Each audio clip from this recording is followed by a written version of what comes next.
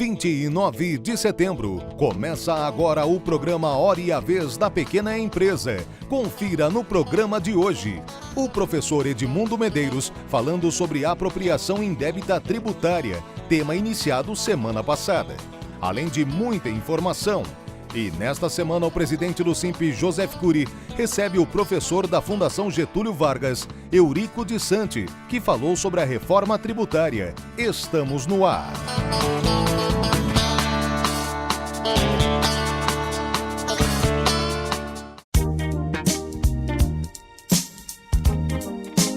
Simp, 30 anos ao lado da micro e pequena indústria. O professor Edmundo Medeiros continua abordando o tema da semana passada, na qual falou sobre apropriação indébita tributária. Fique atento. Além da situação de sonegação fiscal, uma outra forma delituosa que tem conexão com o direito tributário é a apropriação indébita. Esta é mais simples de ser verificada e compreendida. A empresa que, por exemplo, retém imposto de renda dos seus funcionários e não efetua o imediato recolhimento, se apropriou indebitamente de um valor que seria devido à União Federal. O mesmo poderia ocorrer numa situação de substituição tributária de ICMS. O substituto retém um valor que seria devido pelo substituído, no entanto, não repassa à Secretaria da Fazenda. Essa explanação inicial foi necessária para que eu comente uma decisão recente, uma decisão proferida nas últimas semanas pelo Superior Tribunal de Justiça e que tem provocado muita preocupação no meio jurídico. Essa decisão diz respeito ao indeferimento de um habeas corpus em que o STJ entendeu que numa situação em que o ICMS foi adequadamente declarado, mas não recolhido, poderia, em tese, configurar o crime de apropriação indébita, por ser o ICMS um tributo indireto, aquele tributo que a empresa inclui no preço do produto e repassa o seu custo ao consumidor final, ao adquirente da mercadoria. Veja bem, nós não estamos falando de configuração do crime de apropriação indébita numa situação de substituição tributária, aquela em que o substituto retém o imposto do adquirente da etapa seguinte da cadeia. A decisão do STJ foi muito clara.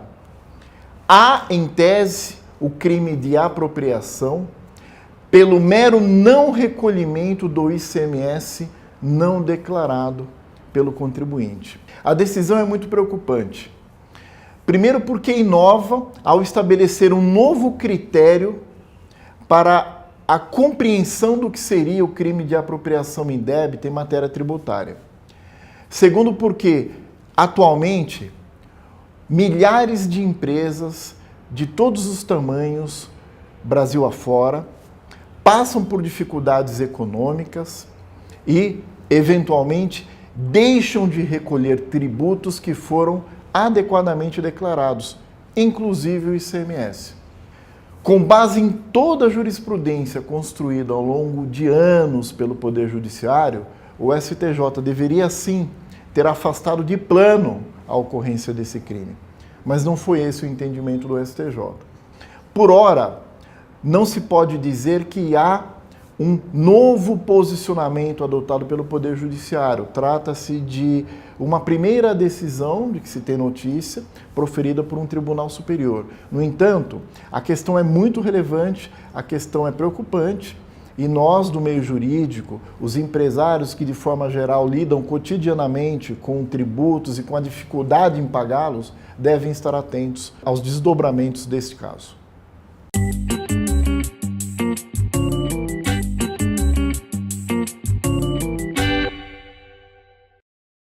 A Prefeitura de Campinas foi sede no último dia 18 de setembro do Encontro de Prefeitos da região de Campinas. E o objetivo foi apresentar aos gestores municipais as ações de várias secretarias do Estado de São Paulo e seus programas voltados aos municípios. O evento tem como finalidade aproximar os gestores públicos do Estado e dos municípios, Quando você aproxima quem tem responsabilidade comum com a saúde, a educação das pessoas, você antecipa a solução dos problemas e antecipa, inclusive, os problemas cuja solução ainda não está definida. Então, hoje, na verdade, é a aproximação do governo do estado com os municípios. Então, nós viemos aqui em Campinas hoje conversar com os prefeitos da região metropolitana de Campinas, que a gente esteja próximo dos municípios e trazer tudo aquilo que a gente vem executando nas secretarias. Após o evento, alguns participantes visitaram a sede do SIMP, situada na cidade de Campinas.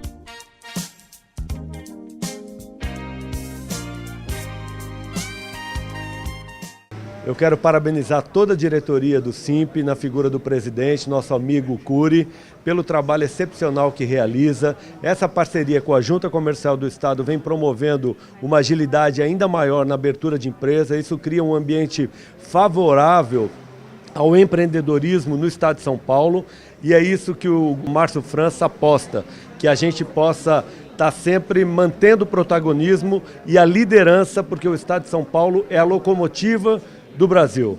São Paulo conduz, não é conduzido. Nesse sentido, dizer do prestígio dessa visita aqui com secretários de Estado mostra o trabalho excelente que vem sendo realizado aqui no município. Parabéns a todos, contem com a gente na Junta Comercial do Estado. Essa visita é o coroamento aí do evento que nós tivemos com 7 secretários de Estado aqui no município para falar para os prefeitos, os empreendedores da região sobre as diversas ações do governo do Estado de São Paulo, tudo que nós temos feito aí nas diversas pastas. E essa visita ao SIMP e aqui à Junta Comercial, no final, para nós da cultura em particular, é muito importante e muito emblemática, que nós temos trabalhado muito fortemente para que as pessoas entendam a dimensão econômica da cultura, que olhem a cultura como uma área de atividade econômica, de trabalho, de emprego, de desenvolvimento, de geração de emprego e renda.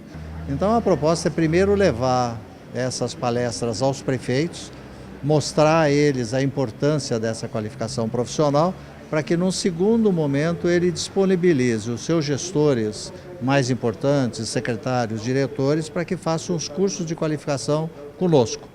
São cursos que nós fazemos lá na Assembleia Legislativa, em salas apropriadas, uma espécie de escolinha aí, onde nós falamos sobre convênios, sobre planejamento, sobre projetos, enfim, aquilo que é básico, que é necessário para um gestor hoje saber, para ele poder desenvolver o seu trabalho dentro de uma prefeitura. Então o Estado de São Paulo precisa de ações como essa, para que a gente possa trabalhar em conjunto, em sinergia e ter exatamente o desenvolvimento como meta, para cada um dos agentes públicos do Estado de São Paulo. A gente precisa realmente ter esse tipo de parceria.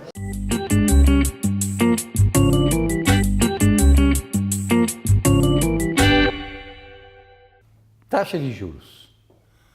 As atenções se voltam muito para as taxas de juros. O foco é sempre na taxa básica, na taxa Selic, que é uma taxa importante porque é a taxa que os bancos captam e emprestam dinheiro para o Banco Central. Mas existe todo um outro espectro de taxas de juros que é mais importante para a economia em geral e para as pequenas e médias indústrias mais ainda, que são os juros do crédito. Aí entra o custo do juro do capital de giro, desconto de duplicatas, conta garantida, cheque especial e cartão de crédito. Enquanto a taxa básica caiu mais de 50%, estava em 14 e pouco e está em 6,5% agora, esse outro espectro de taxas de juros continua absurdamente alto. São as taxas de juros mais altas do mundo. As atenções estão muito voltadas para a taxa básica, que tudo indica pode ter que ser subida nos próximos meses, mas mesmo assim vai continuar muito distante desse outro espectro. E esse outro espectro devia ser a atenção da política econômica, especialmente agora do novo governo que está assumindo. Juros de crédito mais baixos significa mais capital de giros, mais estoques, mais emprego e mais crescimento. É isso.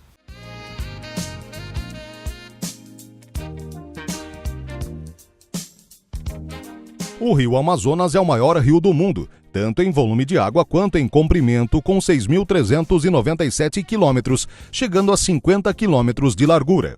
Ele corta todo o norte da América do Sul, tem sua origem no sul do Peru e deságua no Oceano Atlântico junto ao rio Tocantins, no norte brasileiro. Possui mais de 1.000 afluentes e a quantidade de água doce lançada pelo rio no Oceano Atlântico é gigantesca, cerca de 209 mil metros cúbicos por segundo, ou 1/5 de toda a água fluvial do planeta. Essa você sabia?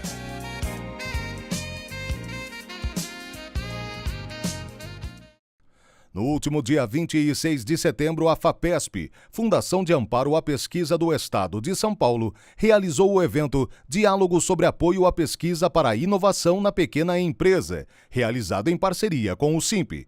O encontro foi uma oportunidade para que as empresas interessadas em apresentar projetos ao programa Pesquisas Inovativa em Pequenas Empresas, o PIP, esclarecessem dúvidas. O programa tem tido uma grande demanda. Nós tivemos já mais de 1.200 empresas impactadas ao longo dos 21 anos do programa e hoje, em particular, nós temos muitos inscritos, mostrando grande interesse pelo programa, mais de 260 inscritos. Eles verão em detalhes como o programa como deve ser feita a proposta, para que eles apresentem propostas de projeto competitivas para o 4º ciclo de 2018. Entrevista da semana.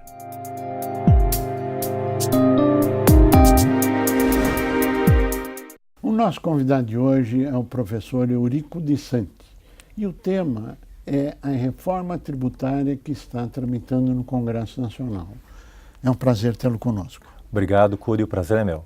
O que vem a ser essa proposta e o que muda em relação ao sistema atual? Essa proposta é um novo imposto de bens e serviços, que é um imposto que incide sobre o consumo, que substitui o ISS municipal, substitui o ICMS estadual e substitui o PIS/COFINS e o IPI federal, num único imposto sobre bens e consumo. Ou seja, unifica todos os impostos.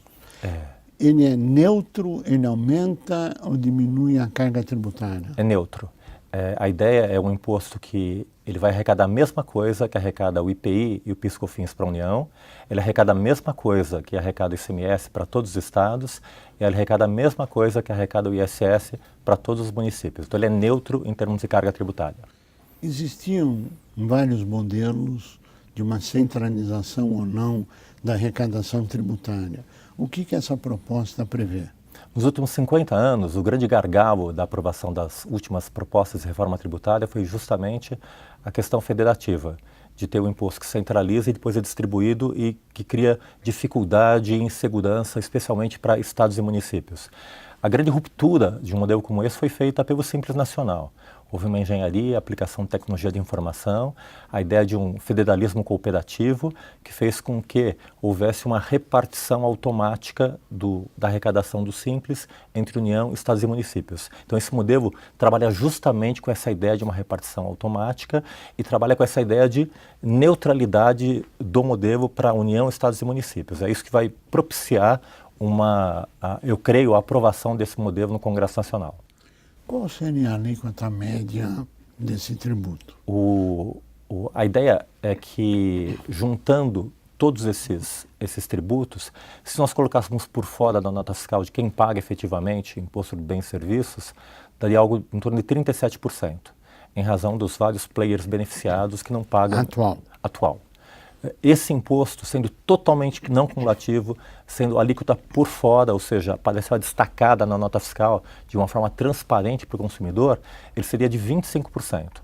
As alíquotas de referência, com 2% eu reponho a arrecadação dos municípios com ISS, com 14% eu reponho as alíquotas para os estados e com 9% eu reponho a alíquota para a União relativa a PIS/COFINS e IPI, com a mesma arrecadação.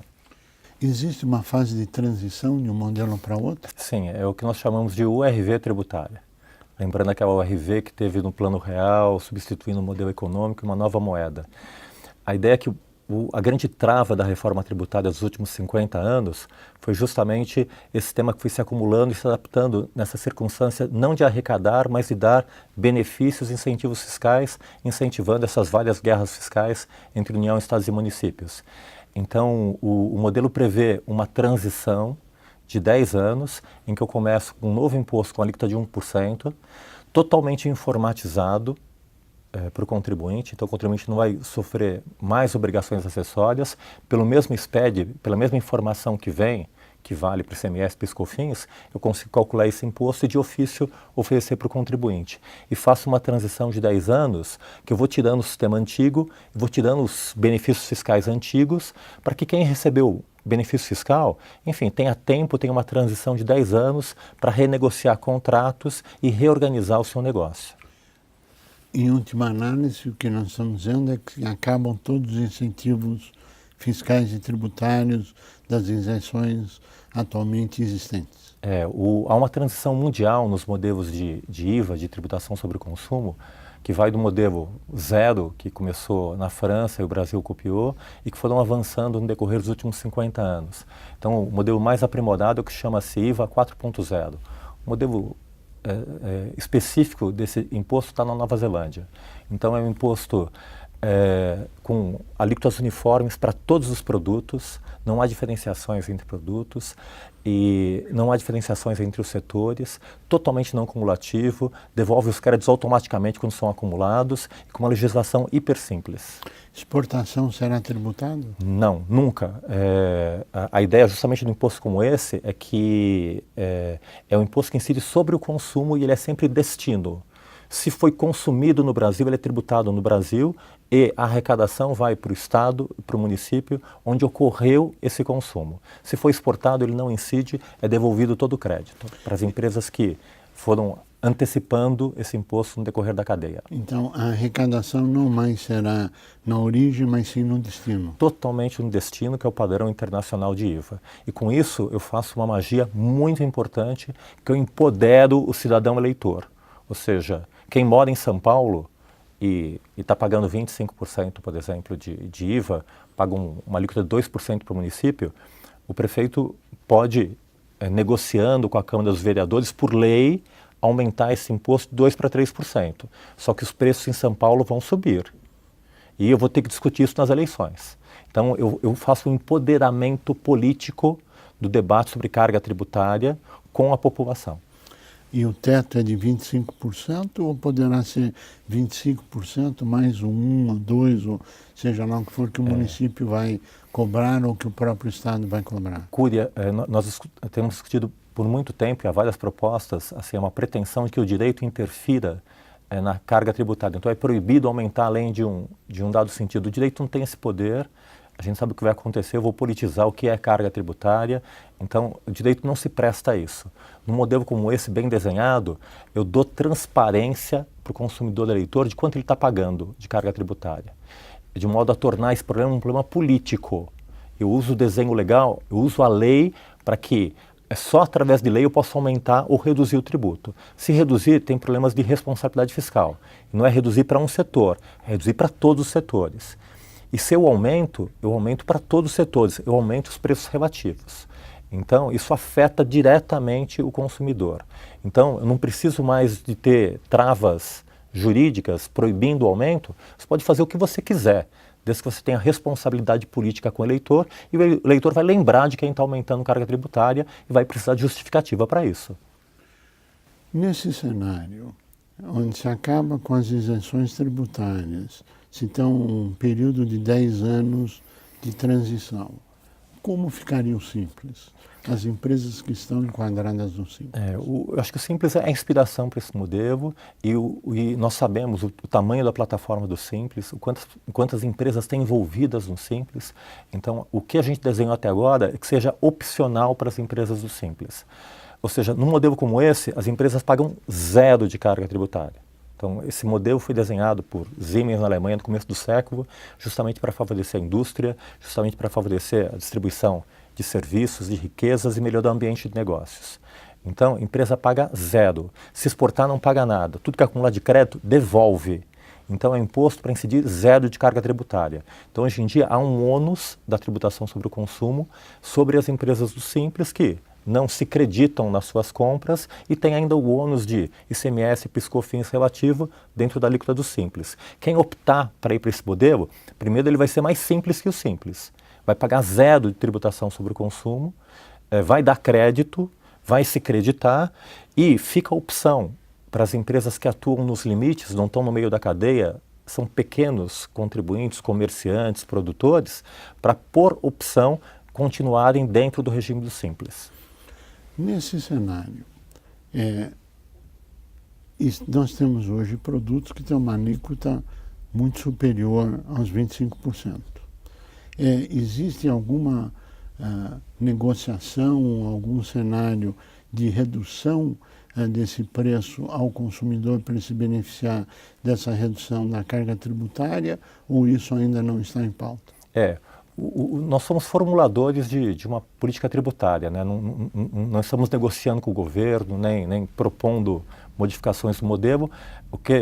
O nosso modelo é orientado por 5 grandes princípios. Primeiro, simplicidade para o contribuinte. Transparência para o consumidor, para que ele possa se empoderar no debate sobre carga tributária. Neutralidade para as empresas, equidade e um sistema voltado para a arrecadação. Então, a gente não tem nenhuma negociação específica com os setores. O que é claro para nós é que um bom sistema tributário cria ambiente de negócios e distorce dá um mínimo de trabalho para o contribuinte. Todo sistema tributário é ruim para o contribuinte, mas ele pode ser menos ruim. Então, o que a gente está tentando desenhar, a partir de toda a experiência internacional, é um sistema tributário que seja que afete um mínimo a vida do contribuinte. Esse projeto está tramitando no Congresso Nacional. Existe uma projeção para aprovação esse ano que vem, ou não existe ainda nenhum cenário temporal? Esse projeto já é realidade, ele é apoiado nós apresentamos para todos os candidatos. Boa parte dos candidatos apoiam expressamente o projeto, ele se tornou uma PEC, havia a cogitação de aprovar ainda esse ano esse projeto, começar a reforma tributária esse ano, mas há problemas jurídicos, a intervenção no Rio de Janeiro impede a aprovação de PECs e, enfim, há uma trava política para fazer isso ainda esse ano. Então, existe ali a proposta de PEC, mas ela se tornou uma alternativa e pelo menos uma concretização desse modelo. Ou seja, possivelmente será aprovado no próximo governo, e nós estamos dizendo governo federal, Congresso Nacional. Nós trabalhamos há 4 anos justamente para chegar nesse momento, nessa abertura, nesse momento mágico dessa porta do começo de uma nova presidência da República, em que o Congresso Nacional está aberto à negociação, que é justamente o começo, o primeiro semestre de 2019. Então, todo o nosso timing, toda a nossa ideia foi alinhar com os candidatos que a proposta, consolidar a proposta para que ela se tornasse alguma coisa concreta e se concretizou efetivamente com a PEC e que ela fosse debatida e aprovada no começo de 2019. E seria implementado ainda em 2019? A ideia é que um modelo como esse, nós já estamos escrevendo a legislação e a PEC já está no Congresso. A legislação, nós, tirando ISS, PiscoFins e ICMS, nós revogamos cerca de 1 milhão de páginas de portarias, uma hipercomplexidade tributária, e trocamos por 5, 10 páginas de um imposto único, com um imposto único sobre bens e consumo, com uma lei complementar. É muito mais simples, muito mais claro, muito mais objetivo, muito mais fácil de aplicar, que fortalece a legalidade e o ambiente de negócios. Nós chegamos ao final do nosso tempo, eu pediria as suas considerações finais. Eu acho que é um momento muito importante para a sociedade se mobilizar. O processo civilizatório começou com João Sem Terra em 1215, justamente com esse tema da questão tributária, com a questão dos contribuintes do Estado. É a hora dos contribuintes se organizarem juntos para mudar esse sistema tributário que está aí. Eurico de Santi, nós agradecemos muito a sua participação, o seu esclarecimento e essa prestação de serviço público à sociedade para que todos possam tomar conhecimento, acompanhar, apresentar sugestões e acompanhar a evolução, e desejamos que o Brasil se torne competitivo, que eu acho que é o grande desafio de toda a sociedade.